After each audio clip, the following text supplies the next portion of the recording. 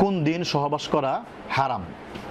স্ত্রী সহবাসের সাথে সময়ের কোনো এমন নির্দিষ্টভাবে নেই যে সপ্তাহের অমুক দিন বা মাসের অমুক দিন স্ত্রীর সাথে মিলন করা যাবে না।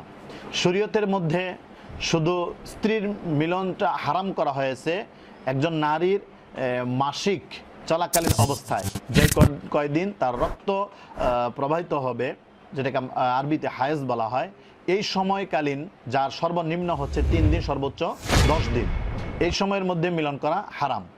আর যখন একজন নারী সন্তান প্রসব করে, সন্তান প্রসব করার পরে তার যে ব্লাড যায় এটা সর্বোচ্চ 40 দিন পর্যন্ত, এটাকে নেফাস বলা হয়। এই সময়কালীন স্ত্রী সহবাস হারাম।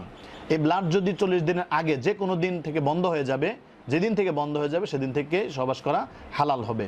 আরেকটা হচ্ছে যে ফরজ রোজা রাখা অবস্থায়, রমজানের ফরজ রোজা রাখা অবস্থায় দিনের বেলা স্ত্রী সহবাস করা হারাম। সুতরাং এই 3টি সময় ব্যতীত অন্য যে কোনো সময় স্ত্রী সহবাস করা বৈধ, এটা শরীয়তের পক্ষ থেকে কোনো বাধা নেই। কারণ সূরা রুমের 21 নম্বর আয়াতে আল্লাহ রাব্বুল আলামিন বলেছেন, মিন আয়াতি আনা খালাকা লাকুম মিন আনফুসিকুম আজওয়াজা লিতাসকুনু ইলাইহা। আল্লাহ পাকের কুদরতের আরেকটি নিদর্শন হচ্ছে যে তিনি তোমাদের মধ্য থেকে তোমাদের স্ত্রীদেরকে সৃষ্টি করেছেন যাতে করে তোমরা তাদের কাছে গিয়ে আনন্দিত হতে পারো এবং তোমাদের পেরেশানিকে তোমরা যেন দূর করতে পারো। কুরআনুল কারীমের সূরা বাকারা 223 নং আয়াতের মধ্যে আল্লাহ রাব্বুল আলামিন ইরশাদ করেছেন যে নিসাউকুম হারসুল লাকুম ফাআতু হারসাকুম আন্না শি'তুম, অর্থাৎ তোমাদের স্ত্রীরা তোমাদের শস্যক্ষেত তুল্য, সুতরাং তোমাদের শস্যক্ষেতে যেভাবে তোমরা চাও আসতে পারো।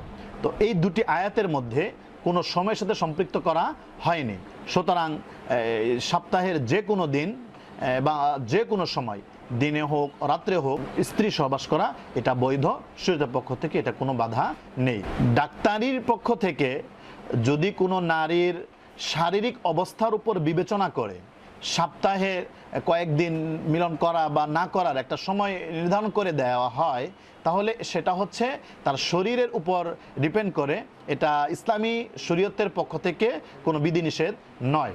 এই জিনিসটা আমাদের লক্ষ্য রাখা দরকার। আর সমাজের মধ্যে কিছু কথা প্রচলিত আছে যেগুলো ভ্রান্ত, যে সপ্তাহের বৃহস্পতিবার বা শনি মঙ্গলবার মিলন করা যাবে না, বা অমুক রাত্রে বা অমুক দিনে মিলন করা যাবে না, সূর্যগ্রহণের সময় মিলন করা যাবে না, ইত্যাদি যে সমস্ত কথাগুলো সমাজের মধ্যে প্রচলিত আছে, ওই সমস্ত কথা কোরআন ও হাদিসের কোনো ভিত্তি নেই। আল্লাহ রাব্বুল আলামিন আমাদের সকলকে সঠিক দ্বীনের উপর চলা এবং সঠিক দ্বীনকে মানার তৌফিক দান করুন। আমিন।